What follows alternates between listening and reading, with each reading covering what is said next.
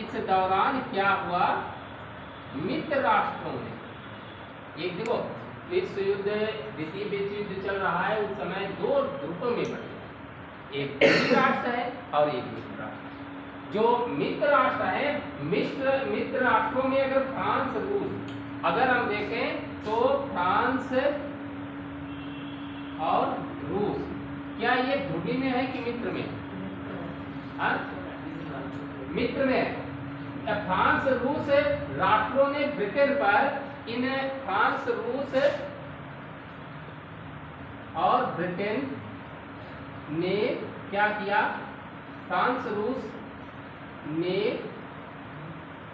Britain पर भारतीयों से सहायता लेने के लिए, ब्रिटेन पर भारत से सहायता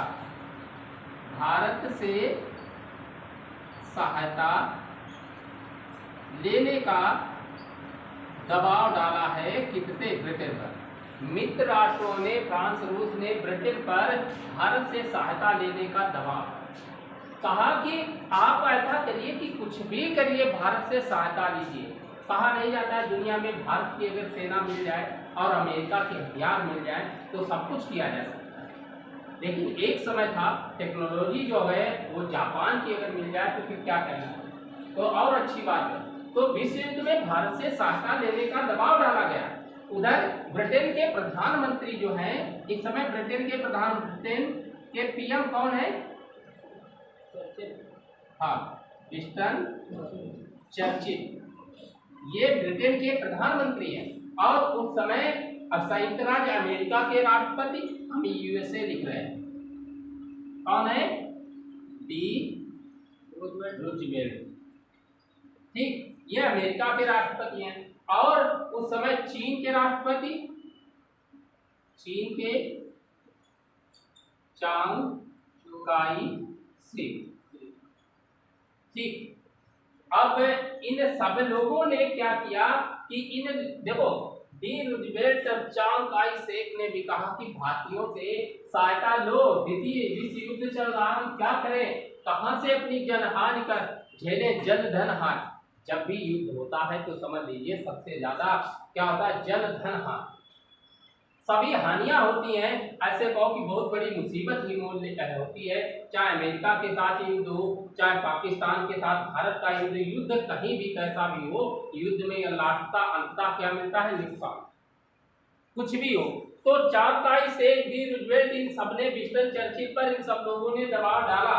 और दबाव डालकर चर्चिल ने क्या किया, भारत में राजनीतिक गतिरोध को समाप्त करने के लिए एक लेबर पार्टी के व्यक्ति हैं, लेबर पार्टी के व्यक्ति स्टैफोर्ड क्रिप्स, इनको भारत में भेजा है राजनीतिक गतिविधियों को दूर करने के नेतृत्व में। अब देखना, लेबर पार्टी के स्टैफोर्ड क्रिप्स के नेतृत्व में एक आयोग भेजा है। इस आयोग को भेजा है, कहा कि भारत में राजनीतिक गतिविधियों पर रोक लगाओ, उनकी बातों को मान लो और उसके बाद में क्या करो, हमारे द्वितीय विश्व युद्ध में सहायता करने के लिए उम्मीद करो कि सहायता वो करे। और इसीलिए जब 23 मार्च 1942 को ध्यान रखना, यही आयोग 23 मार्च 1942 को भारत पहुंचा। यहाँ पर बात थोड़ी ध्यान से समझना, 23 मार्च 1942 को ये भारत पहुंचा।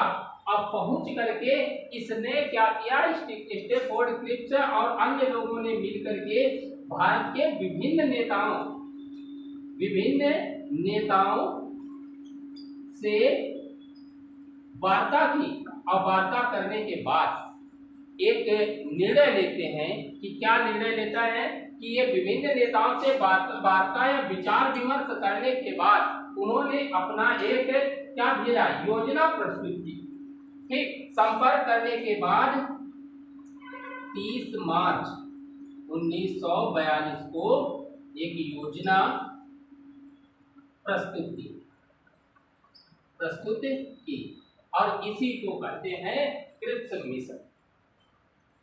नई बात समझे, ये वाली डेट आपको कब मिलेगी, कि ध्यान रखना, भारत पहुंचा है 23 मार्च 1942।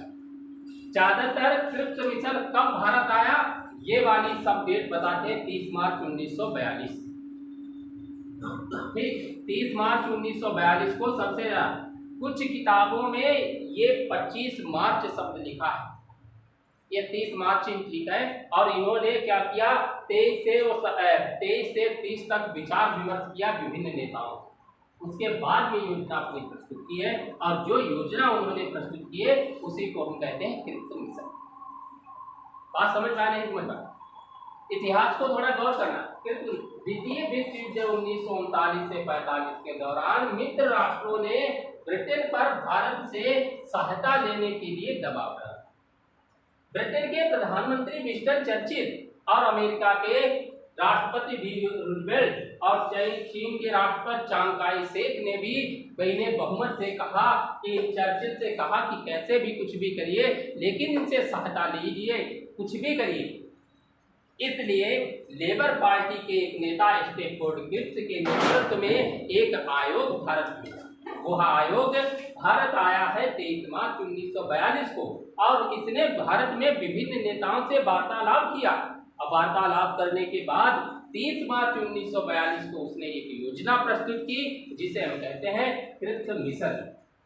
ठीक, और इसी ये जो योजना प्रस्तुत की, अब योजना जब इसने योजना प्रस्तुत कर दी क्रिप्स ने सीधे, अब देखना स्टैफोर्ड क्रिप्स ने भारत में जो योजना प्रस्तुत की उससे पहले की पहले कुछ बात सुनो। क्रिप्स ने कहा कि जो भारतीय राष्ट्रीय आंदोलन है, भारतीय राष्ट्रीय आंदोलन का इसने क्या कर दिया, समर्थन कर।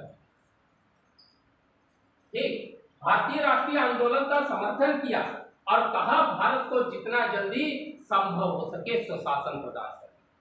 देखो, चालाकी छिपी होती है, दिखाई नहीं पड़ती है। राजनीति और कूटनीति में अंतर होता है। स्टैफोर्ड क्रिप्स अगर देखा जाए लेबर पार्टी के हैं, उदारवादी है थोड़ा, लेकिन वो किसी के प्रतिनिधि बनकर के आए, और जब प्रतिनिधि बनकर के आए हैं तो फिर उसकी भी बात रखनी है, सब कुछ अपनी नहीं कह सकते। अब इन्होंने सीधे पहली बात कही, भारतीय राष्ट्रीय आंदोलन का समर्थन किया और कहा भारतीयों को जितना जल्दी हो सके स्वशासन प्रदान कर। अब देखो, दो मत हो गए, एक तो भारतीयों को उत्साहवर्धन हो गया, ठीक, दूसरा जितना जल्दी हो सके स्वशासन प्रदान कर दिया जाए। पहले तो बता दें 30 मार्च 1942 को जब ये योजना प्रस्तुत की, ये योजना किसके सामने जाएगी, भारतीय जनता के सामने या भारतीय नेताओं के सामने? भारतीय नेताओं के सामने 30 मार्च 1942 को ये योजना प्रस्तुत की। इनके सामने 30 मार्च 1942 को भारतीय नेताओं के सामने इन्होंने योजना प्रस्तुत कर दी। जब इन्होंने योजना प्रस्तुत की और प्रस्तुत रख के कहा कि इसे भारतीय जनता के सामने, आप देखना यहाँ पर कुछ बात और समझ, ये 30 मार्च लिखा है, यहाँ पर चाहो तो दो शब्द प्रयोग करो, यहाँ पर 30 मार्च कर दो। किताबें अलग अलग पढ़ोगे, ज्यादा लेकर पढ़ोगे तब ये बात आपको मिलेगी। 25 मार्च को उन्होंने भारतीय नेताओं के सामने अपनी योजना प्रस्तुत की और 30 मार्च को उन्होंने जनता के सामने अपनी योजना प्रस्तुत की। आपको दो डेटों की आवश्यकता नहीं, आप 30 मार्च को याद रखना, ठीक। और यही बात ध्यान रखना, इन्होंने भारतीय जनता के सामने जब योजना प्रस्तुत कर दी, इसी योजना को कहते हैं क्रिप्स मिशन। और क्रिप्स मिशन में इन्होंने क्या शर्तें रखी थी, क्या शर्तें हैं, शर्तों की बात सुनो। क्रिप्स ने कहा कि भारत को डोमिनियन स्टेट का दर्जा दे दिया जाएगा, ठीक।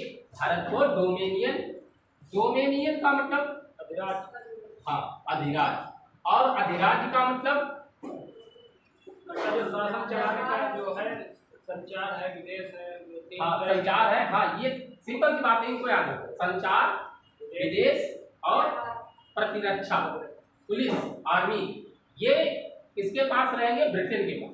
शेष सब हमको, ये बात कही थी कि शर्त रखी पहली बात के डोमिनियन स्टेट का दर्जा दिया जाए, पहली बात तो ये।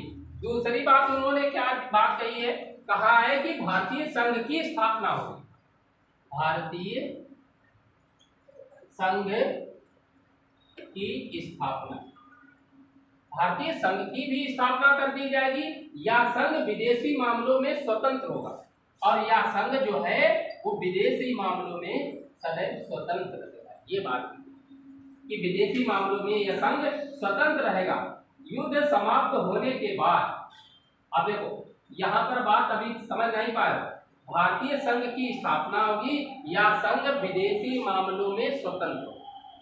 तीसरी बात इन्होंने क्या कही है, तीसरी बात इन्होंने कही है युद्ध समाप्त होने के बाद नए संविधान के निर्माण हेतु, युद्ध जब समाप्त हो जाएगा, समाप्त होने के बाद नए संविधान का निर्माण, ठीक, नए संविधान का निर्माण कराया जाएगा, ठीक, नए संविधान का निर्माण कराया जाएगा। और कैसे कराया जाएगा, संविधान निर्मात्री परिषद का गठन होगा, संविधान निर्मात्री परिषद, संविधान निर्मात्री परिषद का गठन किया जाएगा, और उसमें ब्रिटेन, भारत और देशी, ब्रिटेन,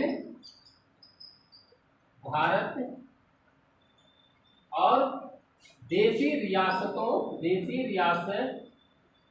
के प्रतिनिधि होंगे, प्रतिनिधि।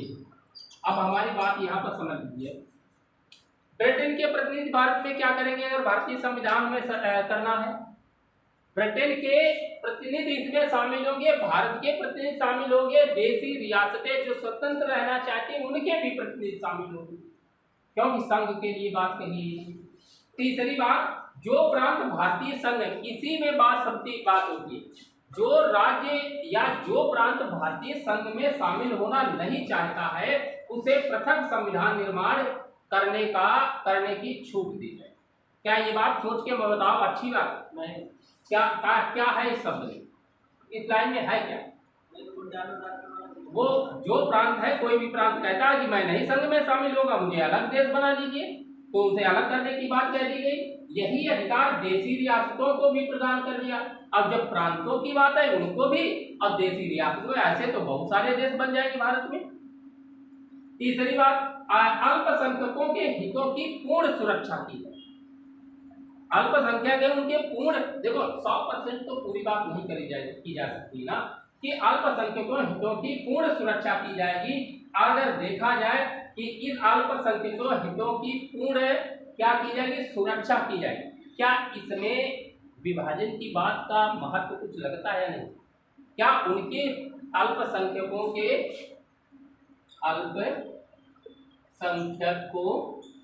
अधिकारों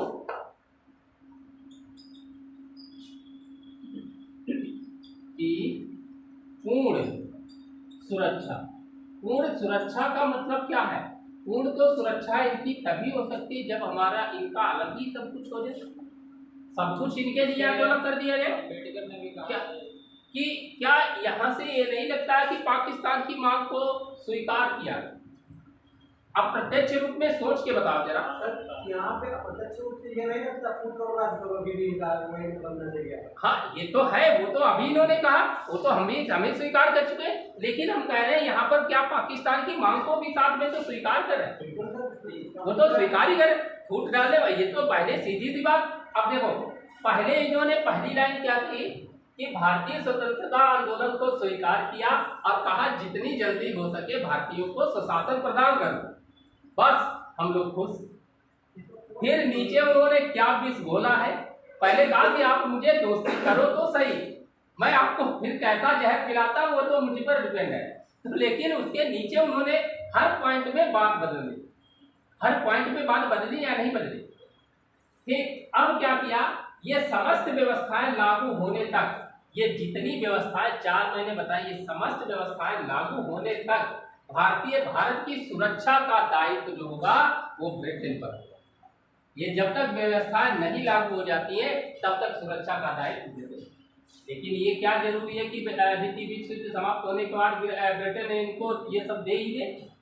ये भी तो गारंटी नहीं है। अच्छा, गवर्नर, साथ में और एक बात कही, 5वीं बात सुनो, गवर्नर जनरल की शक्तियां यथावत रहेंगी। जैसे पहले गवर्नर जनरल था तब भी रहेगा, तो यथावत शक्तियां हैं। दूसरी बात, कार्यकारी परिषद, गवर्नर जनरल की कार्यकारी परिषद जो है उसमें भारतीय जनता के मुख्य वर्ग, उसमें मुख्य वर्ग शामिल होंगे। देखो, जब मुख्य भारतीय जनता के मुख्य वर्ग ही शामिल होंगे तो ये बात कौन सी बनी?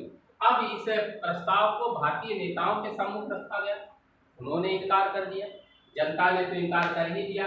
कांग्रेस ने मुस्लिम लीग के प्रस्ताव को तो अस्वीकार कर दिया, लेकिन भविष्य का वादा इसे करार दिया था। ये अल्पसंख्यक के जो मुस्लिम लीग है उसने स्वीकार तो किया, लेकिन भविष्य का वादा करार देकर के इसे अस्वीकार किया। ये भविष्य का वादा है, ये कोई जरूरी नहीं। इसलिए अब तब इधर क्या कहा जाता है, JL नेहरू मतलब जवाहरलाल नेहरू। जवाहरलाल नेहरू ने किससे कहा, अरे उनके शब्दों में ना बोले, कहा कि अरे कृष्ण तुमको और कुछ नहीं रह गया था क्या? आप ऐसे करना आए थे तो हमारे दोस्त बन करना आते। तो उन्होंने कहा, सीधे कहा कि नेहरू ने कहा, जब मैंने पहली बार इस प्रस्ताव को पढ़ा, नेहरू ने कहा खुले शब्दों में कि जब मैंने इस प्रस्ताव को पढ़ा तो मुझे मायूसी महसूस कि मेरे प्रिय दोस्त कृत्य शैतान के दूत बन करके आए। ये शब्द लाइन चाहे तो नोट कर लेना, ये जवाहरलाल नेहरू की है। मेरे दोस्त या मेरे प्रिय दोस्त कृत्य शैतान के वकील बन करके आए हैं। मैं इस बात को तो मतलब वकील बन करके आया, इसलिए मैं इसको स्वीकार ही नहीं कर सकता। ये सब स्वीकार करने वाली बातें नहीं है। इसी को गांधी जी ने इस मिशन को पोस्ट डिटेडेड चेक कहा। चेक की संज्ञा दी, क्या इसका मतलब क्या हुआ? उत्तर दिनांकित चेक। दूसरी बात, नेहरू ने इसे दिवालिया बैंक का चेक कहा। नेहरू ने इसे दिवालिया बैंक का चेक कहा। ध्यान रखना, नेहरू ने दिवालिया बैंक और उन्होंने उत्तर दिनांकित, मतलब ऐसा चेक जिसका बैंक नष्ट होने वाला है। ठीक, ऐसा चेक जिसका बैंक नष्ट हो चुका है, अब उस चेक का क्या फायदा? अच्छा, ये एक शब्द प्रयोग किया गया दिवालिया। ये दिवालिया क्या हो? बैंक कब दिवालिया घोषित किया गया? कैसे, कितना? आई थिंक सर 90 डेज के बाद। मतलब 90 क्या होगा? ये बात सत्यता बोलना, क्या पढ़ा लिखा जवाब दे रहे हो? सर एनपीए है वो 90 दिनों के बाद में ही मतलब उसमें कन्वर्ट होता है। नहीं, हम पूछना चाहते हैं बैंक कब दिवालिया घोषित किया जा सकता है? कब दिवालिया? हाँ, कब कोई भी बैंक को कब दिवालिया घोषित किया, कितना घाटा हो तब वो दिवालिया घोषित कर दिया है। ये सिंपल बात है। हमने आपसे कहा कि 8 घंटा पढ़ाई करो, 8 घंटा मौज मस्ती लो और समाज को पढ़ो, अपने दोस्तों को पढ़ो। ज़्यादातर कोशिश ये करो कि पहले किताब पढ़ो और किताब पढ़ने के बाद समाज को पढ़ो और दोस्त हो तो उन दोस्तों को पढ़ो। कहाँ पर क्या है उन सब चीज़ों को कंपेयर करना जैसे सीखोगे तब वैसे आपके हालात तुरंत बदलेंगे। उन चीज़ों का बहुत बड़ा महत्व होता है। और अधिकतर लोग किताब ज़्यादा पढ़ लेते हैं, फिर बाद में व्यक्तित्व नहीं पढ़ते। व्यक्ति अपने दोस्तों को भी पढ़ो, कौन कैसा क्या, समाज को पढ़ो, आखिर ऐसा है। जैसे आपराधिक प्रवृत्तियां बढ़ती हैं तो आखिर क्यों? बहुत सारे पेपर पढ़ते होंगे, हम लोगों को तो इतना समय नहीं मिलता जिले या प्रदेश और ये छोटे छोटे पढ़ पाए तो देश विदेश तो हम लोग पढ़ते रह जाते हैं। लेकिन जैसे तुम अपने जिले को इन पेजों को खोलो, इतने सारे पेज होते, इतने क्राइम लिखे होते, आखिर ये आपराधिक प्रवृत्तियां क्यों, कैसे, कहाँ से उत्पन्न होती है? छोटे छोटे बच्चों का शोषण हो रहा है, कहीं कुछ हो रहा है, कहीं कुछ हो रहा है। हर चीज पर एक निश्चित सीमा भी नहीं है। तो ये आपराधिक प्रवृत्तियां कैसे बढ़ती हैं, क्या कारण है? अगर आप अच्छे नागरिक होना चाहते हैं तो इन सब चीज़ों पर एक विश्लेषणात्मक या विश्लेषण करना भी जरूरी है। आखिर ऐसा है क्यों? कहीं न कहीं तो सोच उत्पन्न हुई होगी। कहीं न कहीं जैसे मैंने चोरी की तो चोरी करने जाऊँ मैं और करके लाए हैं तो वो चोरी की प्रवृत्ति हमें कैसे जागी, क्यों आई है, कैसी प्रवृत्तियाँ जागी हैं, कहाँ से बढ़ा है, ये सब आपके अंदर होना चाहिए। क्या, क्यों, कैसे, कहाँ, ये सब चीजें जब नहीं दिखाई पड़ती तभी हम पीछे। अब देखो इसमें जहां पर दिक्कत लगे वो पूछो, रट्टा मार के सीख नहीं पाओगे, सुन सुन के सीखो, एक बार नहीं 10 बार सुन, ठीक। जहां पर दिक्कत लगे पूछो, फिर इसके आगे चलते हैं। सर इसमें ध्रुवी राशि में कितने देश के टोटल? ध्रुवी में शायद उस समय 11 या 12, और मित्र राष्ट्र में भी, ये मिश्र राष्ट्र में शायद 13। इनके लिखवा दो किनके? ध्रुवी और मित्र दोनों तो 20। अच्छा उनके फिर किसी और, क्योंकि ये फिर अलग से द्वितीय विश्वयुद्धि पढ़ाना पड़ेगा ना।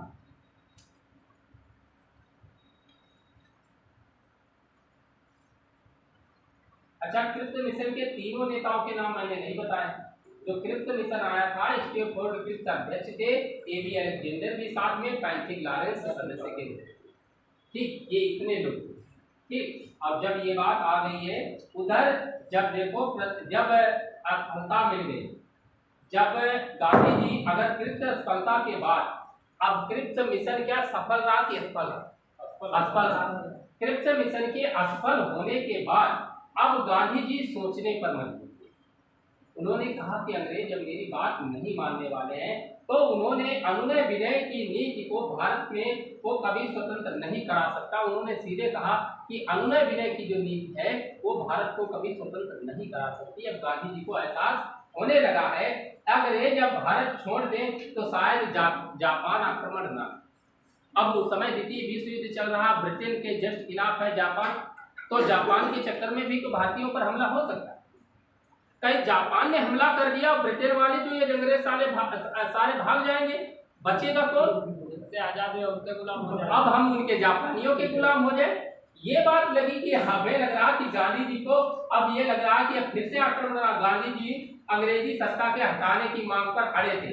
5 जुलाई 1942 को हरिजन में उन्होंने लिखा कि अंग्रेजों भारत को जापान के लिए मत छोड़ो बल्कि भारतीयों के लिए छोड़ो। उन्हें लिखा भारतीयों के लिए छोड़ दो और वास्तविकता व्यवस्थित छोड़ जाओ। यदि आप व्यवस्थित नहीं छोड़ सकते हो तो मुझे भ्रमर में ही छोड़। व्यवस्थित का मतलब ये कि न हमारे पास पुलिस है, न प्रशासन है, न व्यवस्था है, कोई मानने के लिए तैयार ही नहीं, कुछ बना ही नहीं, क्रम नहीं है। और जो क्रम नहीं है तो ऐसे क्या व्यवस्था नहीं है तो कोई घड़िए निशान वाली हालत है, तो हमें ऐसे ही छोड़ दो, कोई बात नहीं। 7 जून 1942 को गांधी जी ने एक सभा में कहा हमें आज़ादी के लिए फिर से लड़ना होगा, आज़ादी आकाश से नहीं गिरेगी, हमें फिर से लड़ना होगा। और कृत सफलता के बाद गांधी जी ने जन भावनाओं को देखते हुए प्रत्यक्ष कार्रवाई करने का संकल्प लिया। और संकल्प लेने के लिए उन्होंने क्या किया? भारत छोड़ो आंदोलन, इसको हटा दें।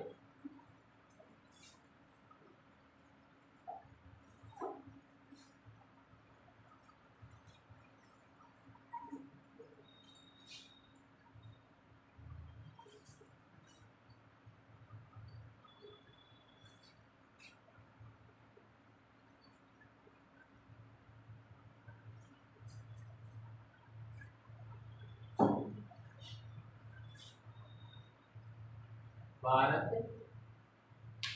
छोड़ो आंदोलन।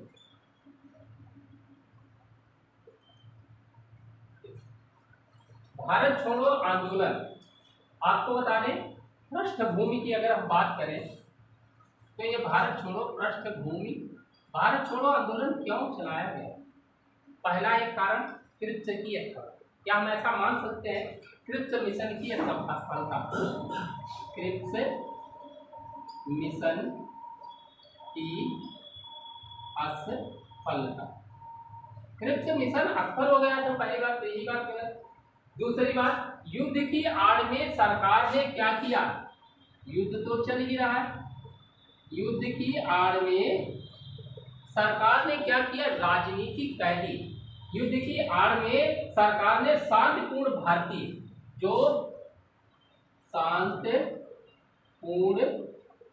भारतीय राजनीतिक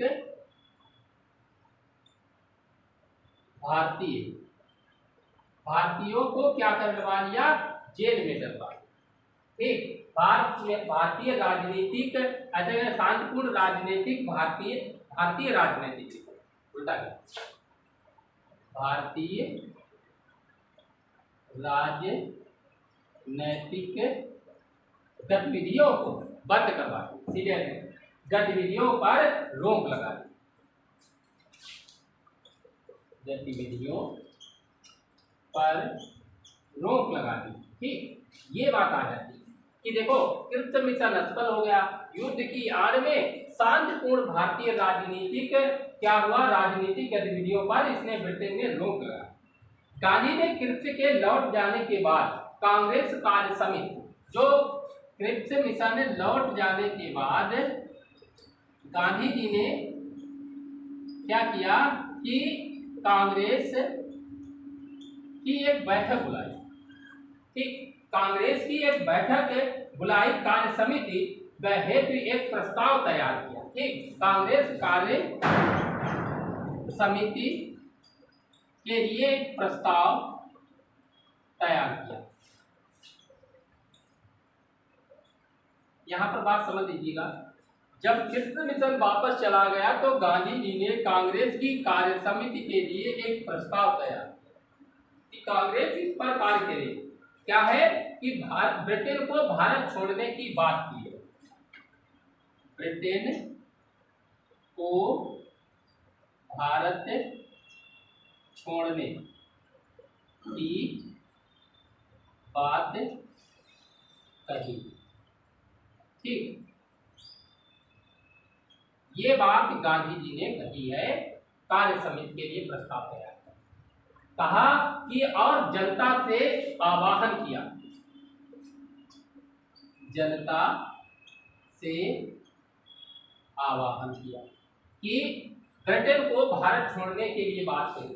और इन्होंने कहा जनता, देखो ब्रिटेन को भारत छोड़ने की बात कही, अब जनता से उन्होंने आह्वान क्या किया, कहा कि जापान का हमला अगर हो जाएगा तो भी आप हिंसा का प्रयोग नहीं करें, अहिंसक सहयोग करें। ठीक, जापान हमला होने पर अहिंसक सहयोग करें। अब ये संभव है, अगर संभव हो तो बताओ, क्या हम ही आप देख लो, हमारे परिवार का एक व्यक्ति अगर कोई मार दे, क्या हम चुपचाप बैठ करके उसे कहेंगे भैया मान जाओ, एक मार दिया हमको भी मार दो? ऐसा हमें नहीं लग रहा कि है। बूढ़े बाड़े अगर आप हैं तो कहेंगे ये बात, अगर बूढ़े बाड़े हैं तब भी आप नहीं कह पाए।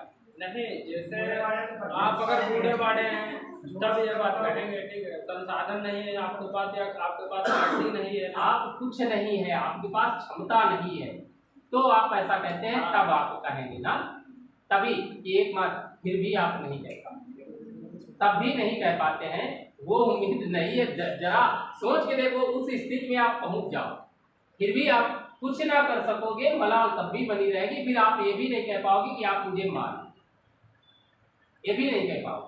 तो उतना भी जनता से आह्वान किया कि जापान अगर हमला करे तो अहिंसक सहयोग करे। नेहरू अगस्त, देखो नेहरू इस मामले में, नेहरू 1942 तक इसके विरोध में,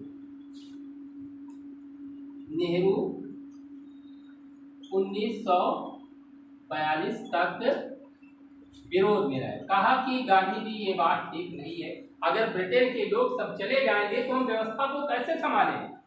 उनसे कहो कि हमारा सहयोग देकर के साथ चले और फिर को छोड़ के चले जाए, कोई दिक्कत। तब गांधी जी ने बनाया, प्रस्ताव स्वीकार नहीं, कांग्रेस के प्रस्ताव को स्वीकार नहीं किया।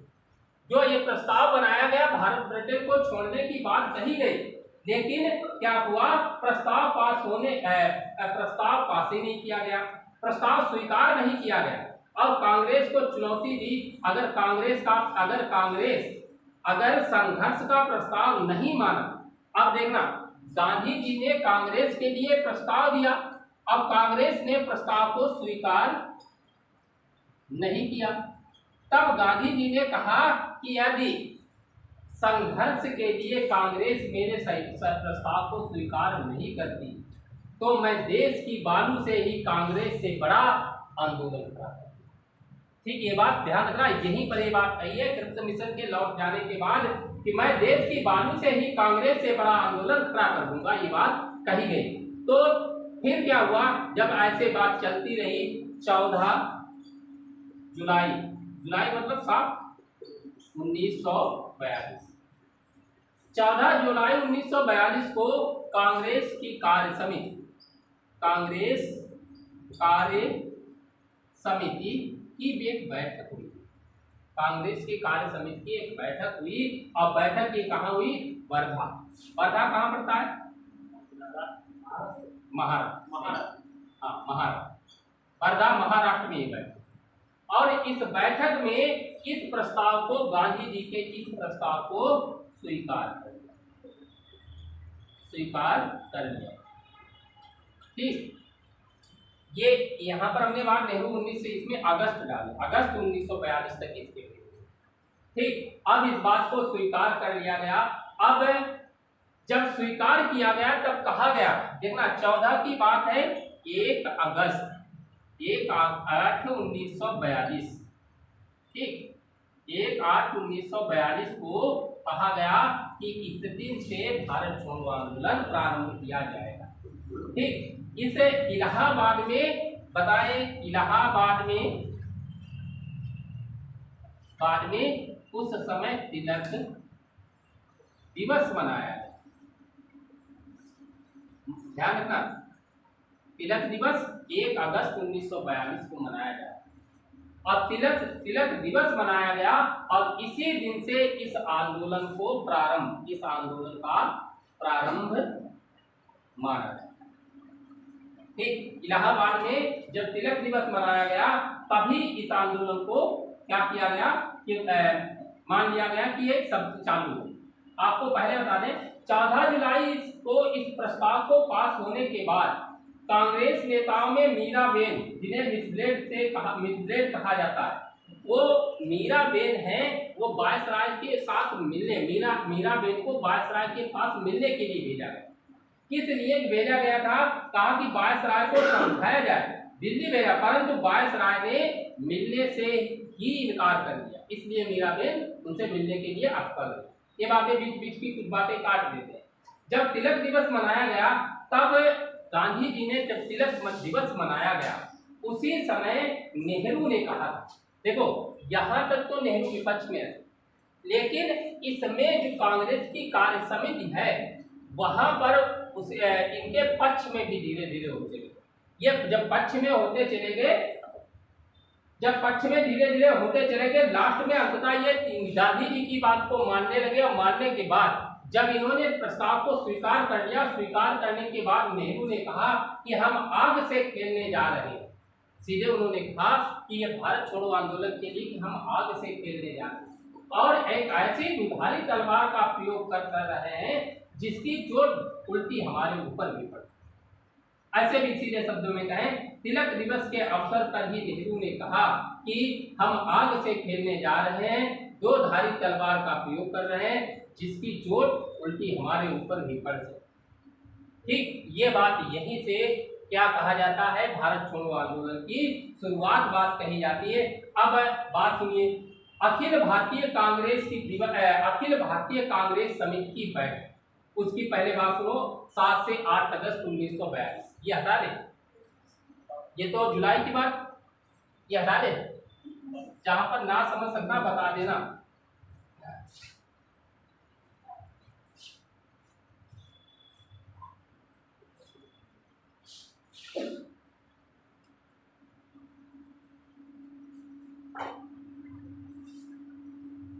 अखिल भारतीय कांग्रेस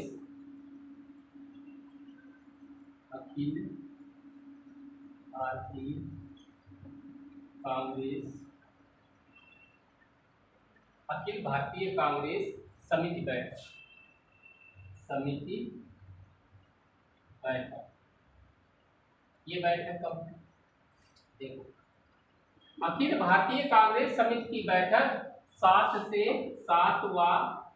8 अगस्त 1942।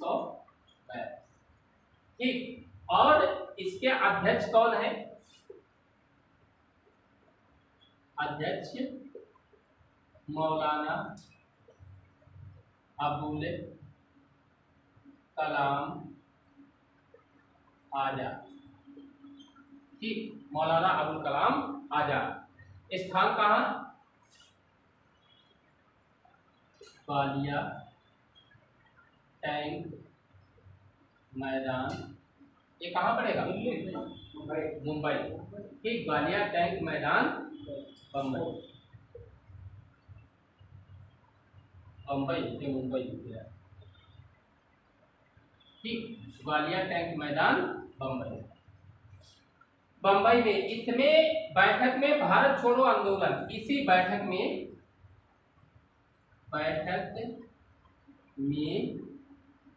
भारत छोड़ो आंदोलन का प्रस्ताव। अब देखो, अब इसी बैठक में भारत छोड़ो आंदोलन का प्रस्ताव नेहरू ने पारित किया। नेहरू ने पारित किया। यही कैसे थे? विपक्ष में थे। अगस्त से पहले विपक्ष में, अब अगस्त से पक्ष में आए। प्रस्ताव के लेखक भी, इस प्रस्ताव के लेखक भी यही जवाहरलाल नेहरू माने। अब ध्यान रखना, भारत छोड़ो आंदोलन प्रस्ताव के लेखक अगर पूछे जाए तो जवाहरलाल नेहरू ही लगाना, गांधी जी मत लगाना। गांधी जी पे गलतियां हो जाएंगी। ठीक, 8 अगस्त 1942, ये 7 को हुआ। 8 अगस्त 1942 को क्या हुआ? गांधी ने जनता को संबोधित करते हुए, गांधी ने जनता को संबोधित किया और संबोधित करते हुए नारा दिया, करो या मरो। ठीक, करो या मरो का नारा इन्होंने दिया। ठीक, करो या मरो का नारा। जब करो या मरो का नारा दिया तो पूरे देश की जनता, धरना प्रदर्शन सब कुछ चालू हो गया। और क्या हुआ? अंग्रेजों भारत छोड़ो, ये भारत छोड़ो आंदोलन, अखिल भारतीय कांग्रेस की बैठक भारत छोड़ो आंदोलन चले। उधर वायसराय ने भी क्या किया? वायसराय ने कहा, अच्छा ऐसी बात है, आपने पहले तो किसी की बात नहीं मानी, अब कुछ मान भी नहीं रहे, तुमको सब कुछ चाहिए भी तुरंत। तुरंत क्या चलाया गया? इस आंदोलन के लिए कौन सा ऑपरेशन चलाया जाता है? हाँ, operation zero hour. Operation zero hour. ठीक, ऑपरेशन जीरो आवर ये चलाया गया। वायसराय लॉर्ड लिंडगो ने, जो वायसराय है लॉर्ड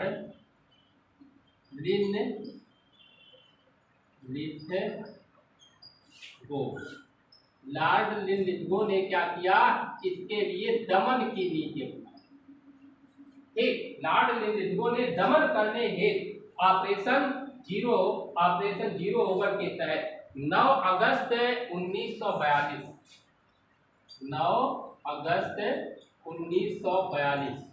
को सुबह कांग्रेस ने अपना काम करना शुरू कर दिया, वायसराय ने अपना काम करना शुरू कर दिया। सुबह समस्त कांग्रेस नेताओं को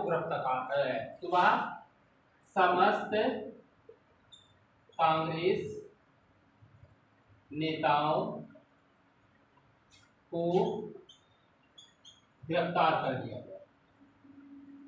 ठीक,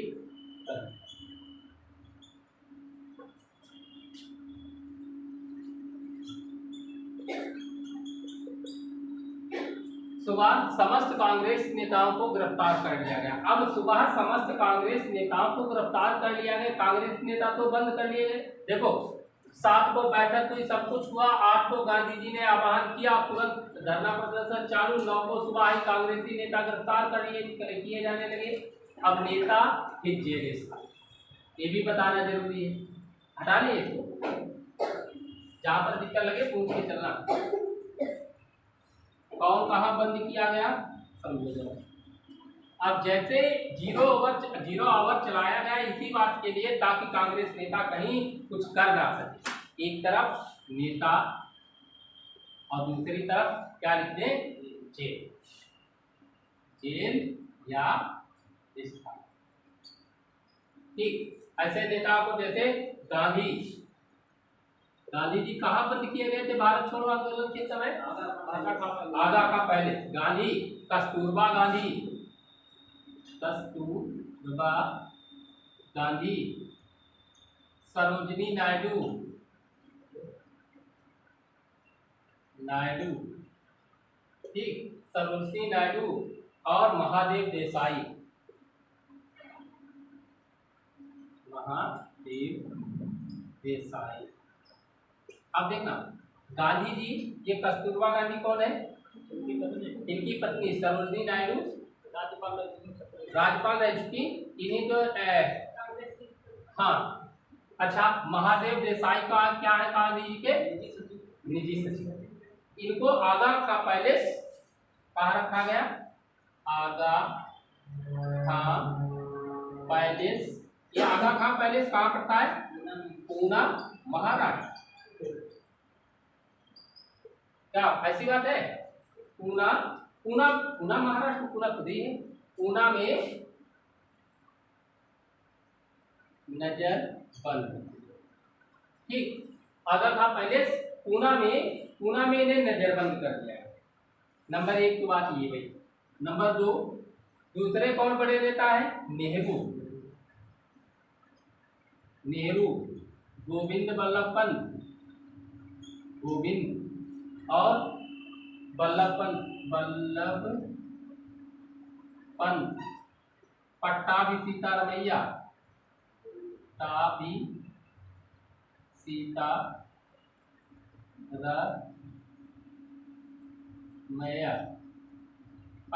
सीतारमैया और साथ में कौन है? सीतारमैया, आचार्य कृपलानी, आचार्य कृपलानी। ये नाम जानते हैं? इतने क्यों लिखते हैं? ये सभी पूछे गए, नाम तो बहुत ज्यादा है, ये सभी पूछे गए। और प्रफुल्ल चंद्र घोष, प्रफुल्ल चंद्र घोष, इनको कहाँ बंद किया गया? एक ही नाम से पता कर सकते हो, नेहरू से। कौन सा? अहमदनगर जेल।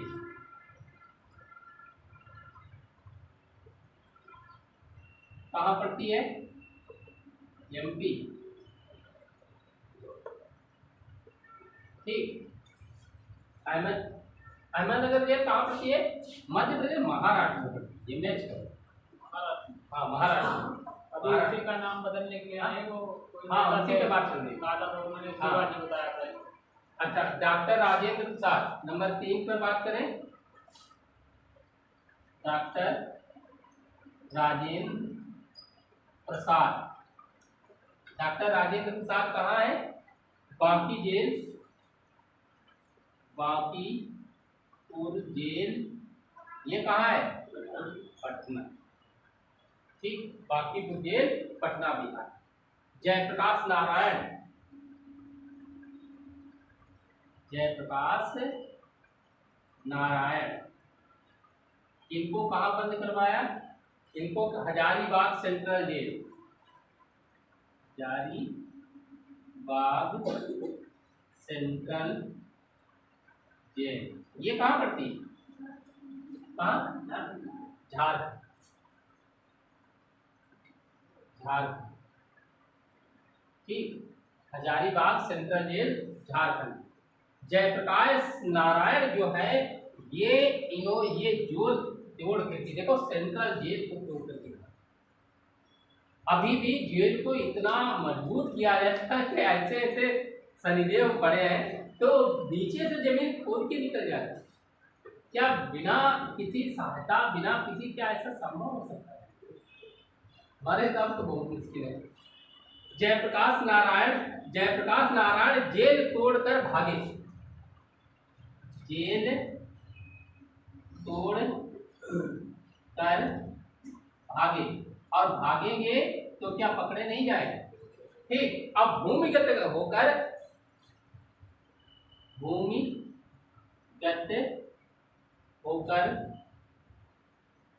आंदोलन का नेतृत्व, ठीक। भूमिगत होकर के उन्होंने आंदोलन का संचालन किया। आजाद दस्ता का गठन भी इन्होंने किया था, ध्यान रखना। आजाद दस्ता का गठन, आजाद दस्ते का इन्होंने गठन कर दिया और गठन करके भूमिगत होकर के चुपचाप तरीके से आंदोलन का नेतृत्व करते रहे। उधर राम मनोहर लोहिया, अच्युत पटवर्धन, अरोड़ा आशा पल्लवी ने भी भूमिगत होकर के आंदोलन का संचालन किया। एक नाम बहुत चर्चित रहता है, उषा मेहता, रेडियो। हाँ, उषा मेहता और राम मनोहर लोहिया, ये दोनों लोग मिलकर हैं। राम मनोहर लोहिया, इन्होंने बंबई में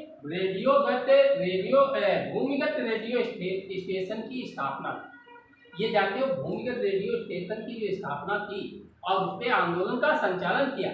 अंग्रेज पकड़ते पकड़ते ढूंढते ढूंढते थक गए, लेकिन कभी वो रेडियो किना स्टेशन ढूंढ पाए नहीं। हाँ, वो दरअसल उसकी फ्रीक्वेंसी इतनी तेज थी कि उसे पकड़ में नहीं आती और संचालन होता रहता। ठीक, तब सुभाष चंद्र बोस उस समय कहाँ थे? बर्लिन में। सुभाष चंद्र बोस उस समय थे बर्लिन में, और सुभाष चंद्र बोस ने वहां पर रेडियो से, बर्लिन रेडियो से ही बोलते हुए आंदोलन को अहिंसक गोरिल्ला युद्ध की संज्ञा दी। क्या कि हिंसा नहीं इसमें, और गोरिल्ला युद्ध की तरह किया जा रहा है, गोरिल्ला युद्ध की संज्ञा ले रहा है। कांग्रेस ने, सरकार ने कांग्रेस को गैर कानूनी संस्था घोषित किया, फिर से कांग्रेस को गैर कानूनी संस्था घोषित कर दिया गया और घोषित करके उसकी सारी संपत्ति को जब्त कर, अब सारी संपत्ति भी जब्त कर दी गई। आंदोलन का स्वरूप अगर पूछा जाए, क्वेश्चन यहाँ से, कांग्रेस के समस्त नेताओं को गिरफ्तार किए जाने के कारण, क्या समस्त नेता गिरफ्तार किए गए? कांग्रेस के समस्त नेता गिरफ्तार, ये तो सब लिख लिया होगा। अब हमसे बातचीत करो थोड़ी देर। जितने बड़े नेता थे वो सभी गिरफ्तार कर लिए गए। ठीक, क्या कोई नेता इसे रह गया था? क्या जो भारतीय राष्ट्रीय आंदोलन था इसका नेतृत्व करता कौन था, ये हम पूछ रहे हैं। क्या आप ध्यान रखना, भारतीय राष्ट्रीय आंदोलन आम जनता हो जाएगी ना जी, आम जनता, छात्र थे, किसान भी थे, मजदूर भी थे। भारत छोड़ो आंदोलन का नेतृत्व किसने किया जाए अगर, तो क्या जवाब दोगे? भारत छोड़ो आंदोलन नेतृत्व विहीन, क्योंकि भारतीय राजनेता 8 को आह्वान किया, 9 को सभी गिरफ्तार कर लिए गए। लिखित तौर पर तो यही बात आएगी, ध्यान रखना। तो नेतृत्व विहीन कहा जाता है। पहली बात, अगर कभी पूछा जाए नेतृत्व विहीन आंदोलन कौन था, तो भारत छोड़ो आंदोलन। ठीक, दूसरी बात, सुनियोजित कार्यक्रम था क्या? क्या आंदोलन जो सुनियोजित, उन्होंने बंबई कार्य समिति से बात कही, क्या पूरे देश में सुनियोजित तरीके से काम किया था? नहीं किया गया। तो अगर कहा जाए अनियोजित आंदोलन, इसी भारत छोड़ो आंदोलन को अनियोजित आंदोलन भी कह सकते हो। तीसरी बात, ये प्रारंभ कब हुआ? अगस्त में, 9 अगस्त 1942 को अगस्त महीने में शुरू हुआ। क्या हम इसे अगस्त क्रांति कह सकते हैं? कह सकते हैं, ठीक, याद रखना, इसे अगस्त क्रांति भी कह सकते हैं। सर, अनियोजित भी इसी आधार पर कहेंगे ना, कोई नेता नहीं है। नहीं, अनियोजित मतलब उसको निश्चित नहीं किया गया। भारत छोड़ो ब्रिटेन के लिए बात कही, बाकी कोई बात बनती तब तक नेता गिरफ्तार कर लिए गए। कब कहाँ कर रहा है वो नहीं निश्चित किया गया। वो ग्वालियर टैंक से शुरू हुआ, बस जैसे 1857 का विद्रोह हुआ से शुरू हो गया था, ऐसे ग्वालियर टैंक से बात शुरू हो गई कि अनियोजित हो गया। इसे अगस्त क्रांति भी कह सकते हो। दूसरी बात, आगे बंबई ग्वालियर टैंक मैदान को और हम क्या कह सकते हैं? अगस्त क्रांति मैदान कह सकते हो। ठीक, ध्यान रखना, अगस्त क्रांति मैदान भी कह सकते हो। अब जब भारत छोड़ो आंदोलन चल रहा, इसी दौरान अहमदाबाद के मिलों में 3 महीने की हड़ताल हुई। अहमदाबाद मिल मजदूरों ने 3 महीने की हड़ताल कर दी, मजदूरों ने काम करना बंद कर दिया। इसे भारत का स्टालिनग्राड भी कहा जाता है। भारत का स्टालिनग्राड भी कहा जाता है। ठीक, भारत का स्टालिनग्राड भी इसे कहा जाता है। और बता दें आपको,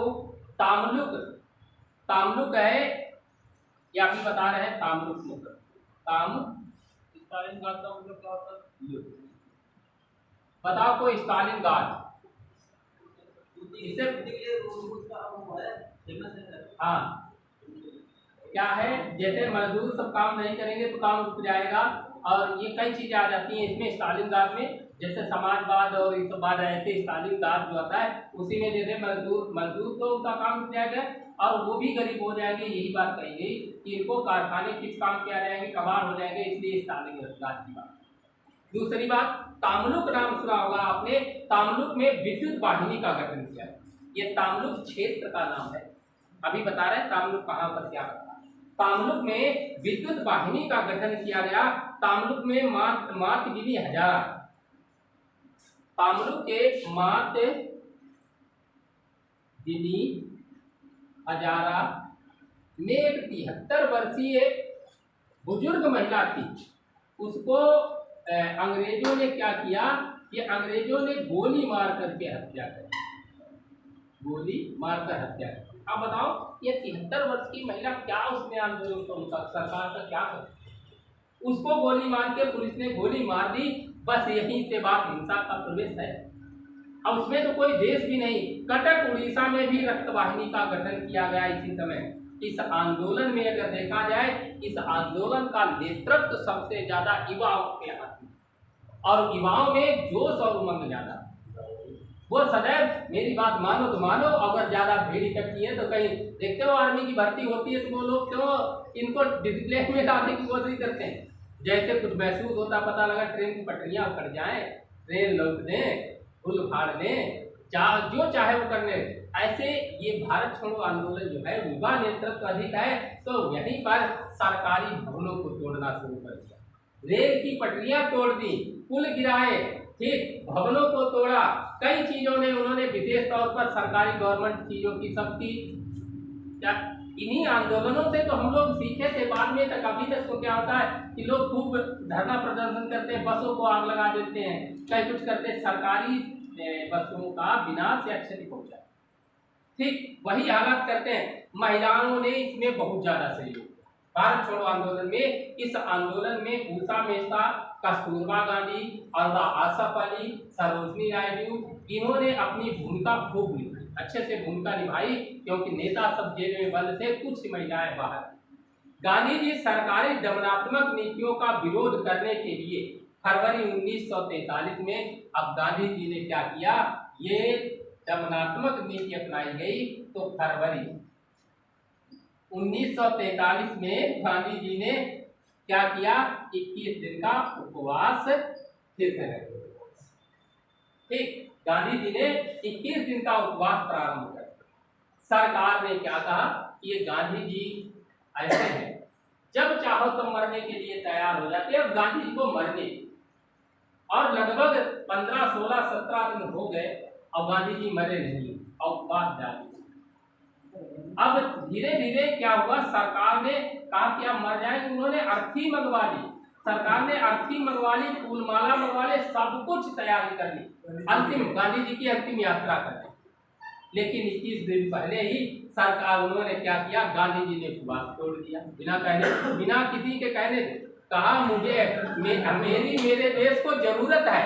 फिर से अंग्रेज बच्चा कहा कि गांधी जी है क्या, कहा कि मुझे कहीं मेरे देश को जरूरत है, मैं नहीं मरूंगा। फिर से उन्होंने उपवास अपने आप तोड़ दिया, अब खाना पी करके अब फिर से परेशान। 1942 में गांधी जी के निजी सचिव जो महादेव देसाई हैं, 1944 में पत्नी कस्तूरबा गांधी, दोनों का जो निधन है वो आगा खां पैलेस के अंदर ही हुआ।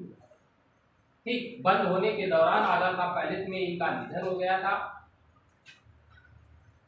और बता दें आपको कि सरकार ने गांधी जी को रिहा करने से भी मना कर, सरकार ने जब गांधी जी ने उपवास तोड़ दिया और कहा मुझे मेरी जरूरत है मेरे देश को, तो लेकिन गवर्नर जनरल ने या कहे सरकार ने गांधी जी को रिहा करने से मना कर दिया। गवर्नर जनरल की कार्यकारिणी परिषद के 3 सदस्य, गवर्नर जनरल की कार्यकारिणी परिषद में 3 भारतीय सदस्य थे उस समय, एक HP मोदी थे, ठीक, दूसरे MH आर्य थे और तीसरे NR सरकार ने। इन तीनों लोगों ने सरकार से त्यागपत्र इस बात के लिए दे दिया कि गांधी जी को क्या रिहा करने से मना, इस बात को लेकर के उन्होंने मना कर दिया। लेकिन 6 मई 1944 1944 को गांधी जी को क्या कर दिया गया, रिहा कर दिया। अंततः देखो जब जेल में बंद रहे तभी उनके महादेव देसाई और कस्तूरबा गांधी तो मरी चुकी हैं, लॉर्ड बेवेल ने गांधी जी को रिहा किया।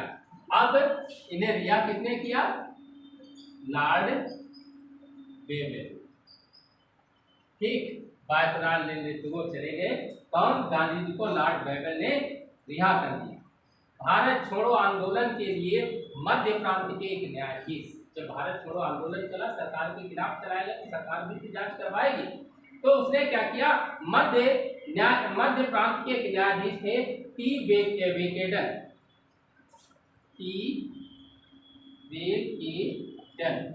ये मध्य प्रांत के हैं, मध्य प्रांत के न्यायाधीश टी वेकेडन, इन वेकेडन की अध्यक्षता में एक आयोग गठित किया गया और 29 नवंबर 1943 को 29 नवंबर 1943 को इसने अपनी रिपोर्ट प्रस्तुत कर दी। ठीक, 29 नवंबर 1939 को 1943 की इसने रिपोर्ट प्रस्तुत कर दी। कांग्रेस नेताओं में अगर देखा जाए, एक ऐसा भी नेता था जिसने इस आंदोलन का समर्थन नहीं किया, वो थे कौन, श्री राजगोपालाचारी। इन्होंने समर्थन नहीं किया था युद्ध में सहयोग देने के पक्ष, वो केवल ऐसे थे श्री राजगोपालाचारी, वो कहते थे कि नहीं युद्ध में सहयोग। और यही भारत छोड़ो आंदोलन जब चला है तो अनेक स्थानों पर, अनेक आंदोलन के दौरान भारत में अनेक स्थानों पर समांतर सरकारें स्थापित की गई। समांतर का मतलब समझते हो, समानांतर, हाँ, अपने आप को स्वतंत्र समझकर समांतर सरकारें भी स्थापित की गई भारत छोड़ो आंदोलन के दौरान। और ये समांतर सरकारें कई बार पूछी गई, इसमें कुछ पूछना हो तो पूछ लो जहां पर दिक्कत लगे। समांतर सरकारें कितनी ज्यादातर आपने पढ़ी है, समांतर भारत छोड़ो आंदोलन के दौरान कई स्थानों पर समांतर सरकारें स्थापित की गई है। और वो समांतर सरकारें कहां कहां स्थापित की गई वो सुनो। एक सबसे लंबे समय तक समांतर सरकार कौन सी चली, पहले स्थान, ठीक, पहले तो स्थान, फिर नेता और अवध, नेता और अवध। हमारी बात समझिए, पहले तो चलते हैं बलिया। बलिया कहाँ पड़ता है, यूपी। ठीक, बलिया में भी समांतर सरकार स्थापित की थी कौन, किसने, हाँ, चिप्पू पांडे। ये बहुत यूपी आया, बहुत बार है। कब, अगस्त 1942, अगस्त 1900। जानते हैं कितनी चली है, केवल एक सप्ताह। ये चित्तू पालने वाली समांतर सरकार एक सप्ताह। नंबर 2, तामलुक, अभी उस शब्द का प्रयोग किया था, ठीक, तामलुक मिदनापुर बंगाल, ये मिदनापुर में पड़ती है बंगाल, ठीक। और यहाँ पर जातीय सरकार, ये समांतर सरकार का नाम है जातीय सरकार, ठीक। इसे किसने, किसका नेता कौन था, सतीश सामंत, सतीश सामंत, ठीक। दिसंबर 1942 से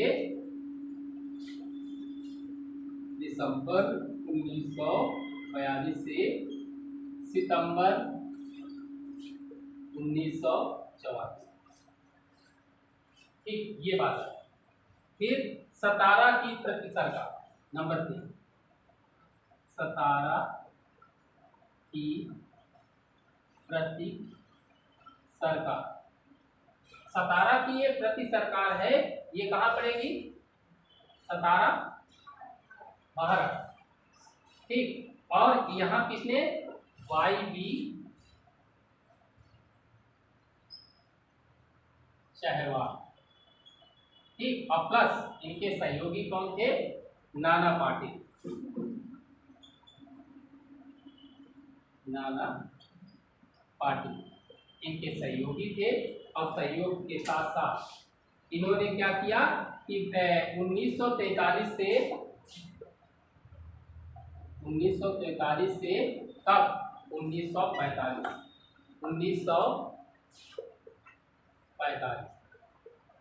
सबसे लंबी, याद रखना ये क्वेश्चन, सबसे लंबी सरकार जो है, सबसे लंबे समय, क्या कहें, सबसे लंबे समय है, ये सबसे लंबे समय तक सरकार चली, ये सबसे बड़ी।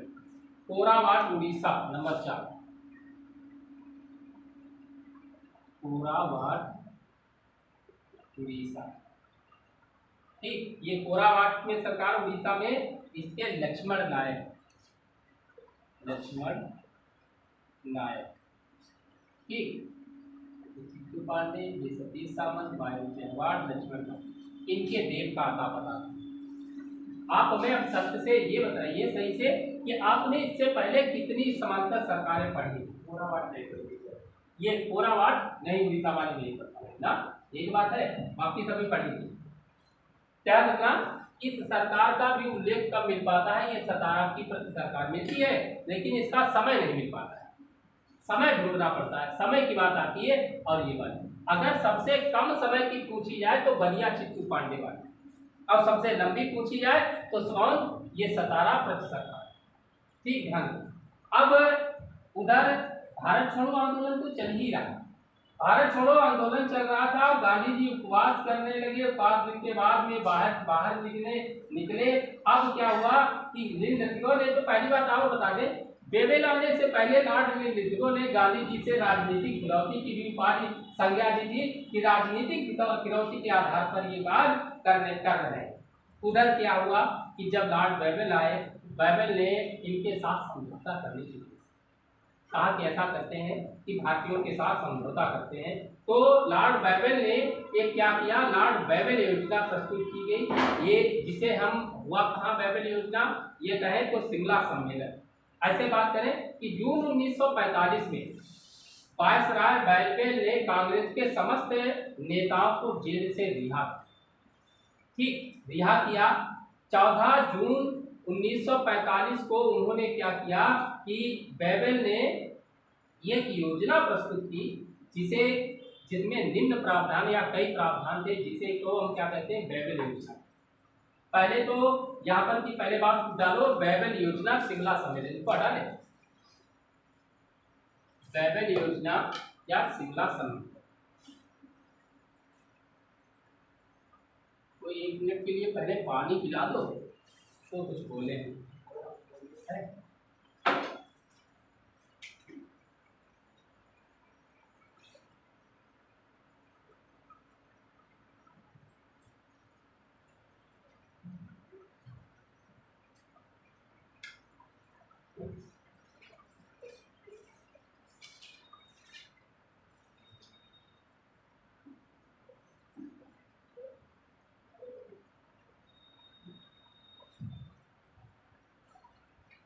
देखो, पहले तो आपको बता दें कि 1945 से पहले भारत विश्व में घटनाक्रम से तेजी से बदलाव आने के कारण लॉर्ड लिंगो की जगह पर लॉर्ड बेबेल को नए वायसराय के रूप में भेजा और इस समय इंग्लैंड में चुनाव होने वाले, भारतीयों से कुछ सहयोग होना जरूरी था।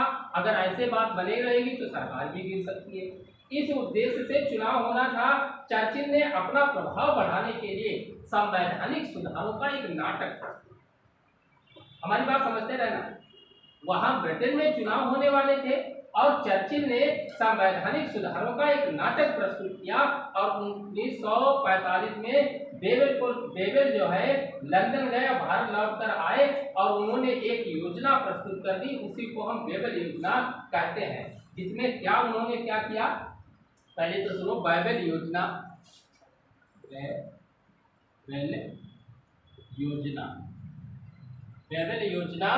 या शिमला सम्मेलन, और शिमला सम्मेलन। क्या है, उन्होंने लॉर्ड बेबल चर्चिल ने देखो चुनाव के लिए नाटक किया। उन्होंने क्या किया कि जून 1945 में कांग्रेस के जितने समस्त नेताओं को रिहा कर दिया। पहली बात थी, ठीक, कांग्रेस के समस्त नेताओं को रिहा कर दिया। फिर 14 जून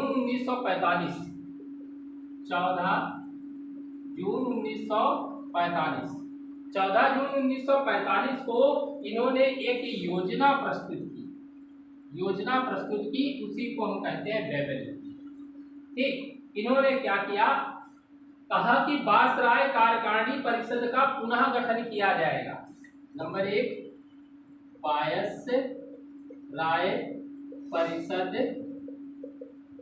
वायसराय कार्यकारिणी परिषद का पुनः गठन किया जाएगा। ठीक, वायसराय कार्यकारिणी परिषद का पुनः गठन किया जाएगा और इस परिषद में वायसराय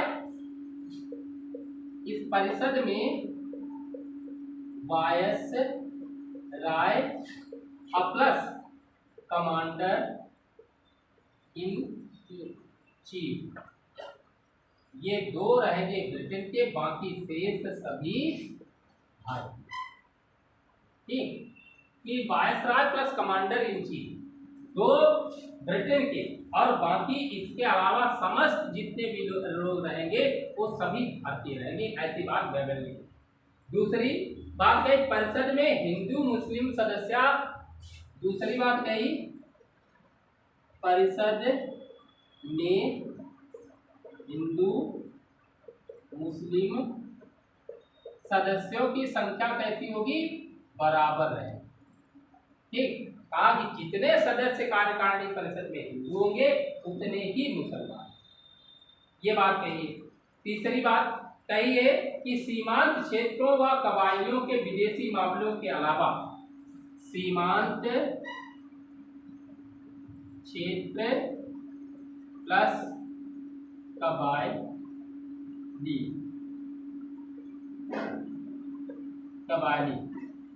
सीमांत क्षेत्रों और कबायली इलाकों, कबायलियों के विदेशी मामलों के अलावा इनके जो विदेशी मामले हैं उनको विदेशी, ठीक है, विदेशी मामले, इनको तो कौन देखेगा, इनको तो ब्रिटेन देखेगा। इनके अलावा सारे अधिकार भारतीय सदस्यों के पास, शेष सभी अधिकार भारतीयों के पास होंगे। देखो, सीमांत क्षेत्र और कबायली ये तो ब्रिटेन के पास है, बाकी तो है।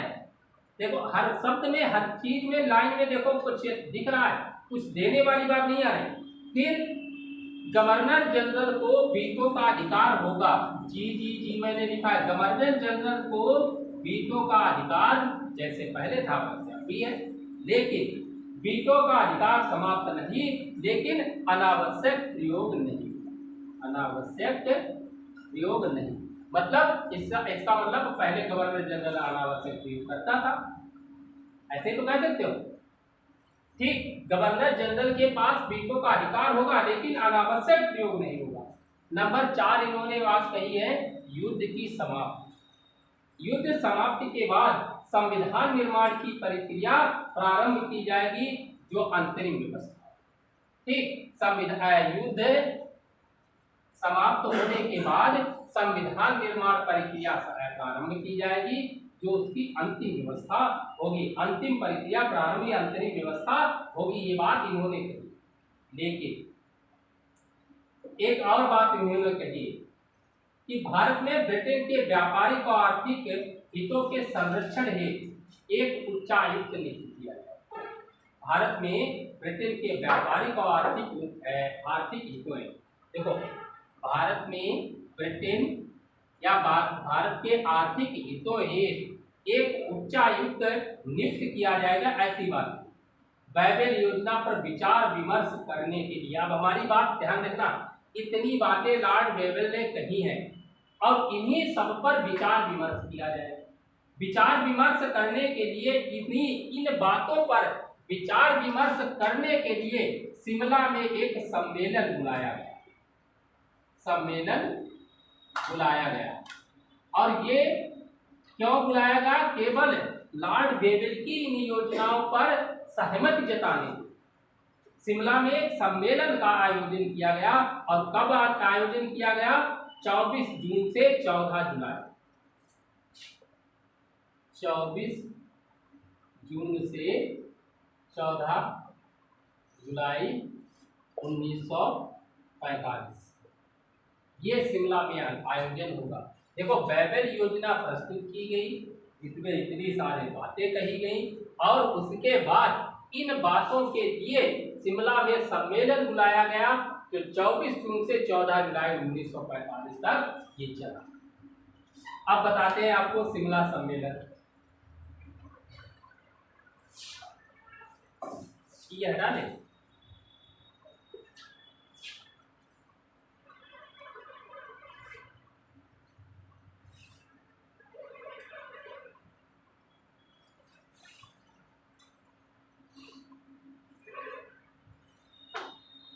शिमला सम्मेलन, शिमला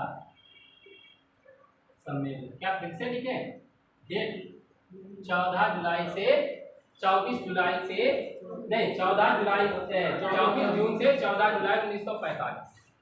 देखो, शिमला सम्मेलन बुलाया गया बेबल की योजना के लिए, उस पर विचार विमर्श करने के लिए क्या सही क्या गलत। ठीक, इसमें कुल 21 भारतीय नेता शामिल थे। पहली बात पे ध्यान रखना, इसमें कुल 21 भारतीय नेता शामिल हुए।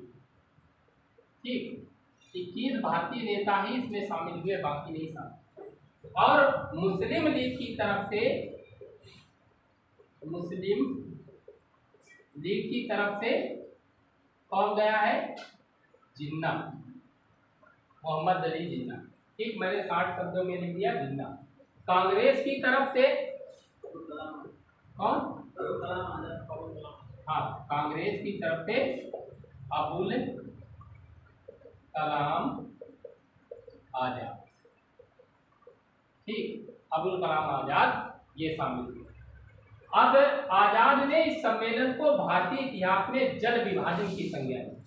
ठीक, अबुल कलाम आजाद ने इस सम्मेलन में को जल विभाजन की संज्ञा। भारतीय नेता भी कितने कूटनीतिज्ञ हुए। देखो जरा, जिन्ना अबुल कलाम आजाद। जिन्ना कहते हैं पाकिस्तान हमें अलग दे दो, वो लड़ रहे हैं। अबुल कलाम आजाद जल विभाजन की संज्ञा। जल विभाजन, जल को विभाजन करना, क्या जल को विभाजन करना संभव है? संभव या नहीं है? कैसे संभव बताओ? डैम बना के दे डैम बना के दे दो, इतना पानी उनको आधा पानी उनको। ये बात सही है कि लाठी में पानी मारना, तो जल विभाजन की संज्ञा इसीलिए दी कि इसको डैम बना के अलग अलग कर सकते हो, बाकी जल का कोई बंटवारा नहीं है। अलग अलग नाप के अलग दे दो कि इतना और ज्यादा समुद्र जैसा जल हो तो वो भी संभव करना मुश्किल है। तो जल विभाजन की संज्ञा अबुल कलाम इसीलिए दी कि जिन्ना उधर पाकिस्तान की मांग के लिए देते। तो हाँ, ये सिंधु समझौता कैसे हुआ था कि भारत 20% करेगा पाकिस्तान? अच्छा, वो सिंधु जल समझौता 6 नदियों का लग रहा है, उसमें 6 क्या 7 लग जाती है। तो उसमें 3 नदियां एक तरफ निकली हुई है, उनका जल, 3 नदियों का 80% भारत प्रयोग कर सकता है, 20 पाकिस्तान, और 3 का 80% पाकिस्तान और 20% भारत। ये सिंधु जल समझौता है। हम जल विभाजन की यहाँ पर नदी नहीं, जल को बांटा। नदी में जल है, बात नहीं समझ पा रहे। कोई एक तालाब में पानी भरा हुआ है, अब उस तालाब में पानी बांटो। इस तालाब में पानी भरा हुआ है और इसमें पानी बांटो। जल विभाजन का मतलब तो यही है। वो तो 2 अलग अलग जगहों से आ रहा है, वो डैम बनाकर इतने % तुम्हारा, इतने % वो। अब इस जल में इसमें अगर दीवार खड़ी करोगे तभी तो आधा आधा पानी होगा, ऐसी तो बात है। तो वो संज्ञा इन्होंने अबुल कलाम आजाद। ठीक, ध्यान रखना। अच्छा, जिन्ना चाहते थे, जिन्ना ने क्या किया? जिन्ना ने चाहते थे गवर्नर जनरल, मैंने जी लिखा। ठीक, गवर्नर जनरल की जो कार्यकारिणी में है मुस्लिम लीग के अलावा कोई अन्य सदस्य मुसलमान शामिल ना हो। मुस्लिम लीग के अलावा, हमारी बात यहाँ पर समझना, जितना चाहते हैं गवर्नर जनरल की कार्यकारिणी परिषद में मुस्लिम लीग के ही सदस्य नियुक्त किए जाए और कोई मुसलमान नहीं आना चाहिए, क्योंकि जिन्ना ने जल विभाजन की बात कही तो ऐसे तो बहुत से मुसलमान उस पक्ष में मिल जाएंगे। उन्होंने कहा कि केवल मुस्लिम लीग के ही सदस्य शामिल हो कार्यकारिणी परिषद, लेकिन ऐसा असंभव नहीं। ठीक, दूसरी बात कि विश्व हिंदू परिषद ने एक बात कही थी कि कार्यकारिणी परिषद में हिंदू और मुसलमानों की संख्या बराबर होगी। लॉर्ड बेबल ने ये बात कही है। लॉर्ड बेबल ने ये बात कही है कि नहीं कही? कही, हमने बेबल योजना में बात बताई नहीं। तो हमारी बात समझना, लॉर्ड बेबल ने ये बात कही, विश्व हिंदू परिषद का तर्क था कि उस समय हिंदुओं की संख्या थी 25 करोड़, अब मुस्लिमों की संख्या है 9 करोड़। अब जो हिंदुओं के अगर 10 सदस्य हैं, अब तो मुसलमानों के 10 सदस्य हैं, तो ये 25 करोड़ का प्रतिनिधित्व कर रहे हैं, ये 9 करोड़ का कर रहे हैं। तो ये कौन सी बात रही? अगर ये 25 के लिए 10 है, यहाँ पर जनसंख्या ज्यादा है, तो यहाँ पर हिस्सा ज्यादा होना चाहिए। विश्व हिंदू परिषद ने एक तर्क दिया कि हिंदुओं की संख्या अगर ज्यादा है तो उनके सदस्यों की संख्या ज्यादा है, अगर मुस्लिमों की संख्या कम है तो उनकी संख्या कम है। कहा बराबर नहीं हो पाएंगे, बराबर होना उन्होंने मना कर दिया। अतः अब क्या हुआ, इन्हीं सब बातों को लेकर के क्या हुआ, शिमला सम्मेलन भी असफल हो गया। शिमला सम्मेलन असफल, बेबल योजना को निरस्त कर दिया। अब बेबल योजना को भी निरस्त कर दिया गया। शिमला सम्मेलन में अकाली नेता मास्टर तारा सिंह, भोला भाई देसाई, लियाकत अली खान, इन सभी ने मिलकर के क्या किया, भाग लिया। अब क्या चलते हैं, आजाद हिंद फौज। आजाद हिंद फौज की जगह पर कुछ और पड़ा। आजाद हिंद फौज अगले नहीं हो पाए। दिल्ली की घोषणा 1 मिनट बचा, 1 मिनट बचा नहीं, भी 5 मिनट। अच्छा, तुम अपनी मर्जी से।